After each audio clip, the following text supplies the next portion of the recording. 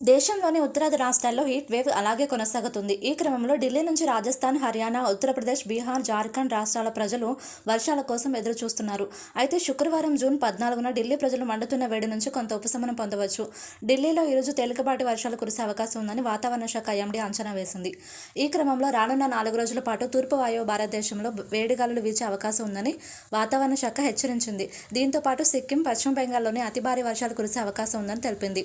మహారాష్ట్ర, గోవా, తెలంగాణ, కేరళ, కర్ణాటక రాష్ట్రాల్లో కూడా వర్షాలుంటాయని వెల్లడించింది.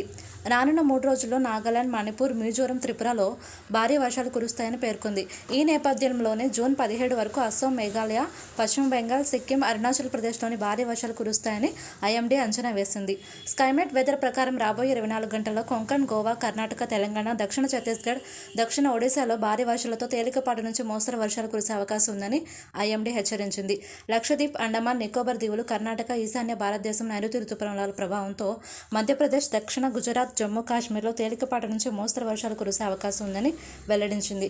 అయితే అల్పపీడన ప్రాంతం అభివృద్ధి చెందకపోతే తెలుగు రాష్ట్రాల్లో జూన్ 17 వరకు వర్షాలు కురిసే అవకాశం లేదని వాతావరణ నిపుణులు స్పష్టం చేశారు. వీడియో కనుక మీకు ఇన్ఫర్మేటివ్గా అనిపిస్తే లైక్ చేయండి, షేర్ చేయండి, సపోర్ట్ చేయండి. Thanks for watching.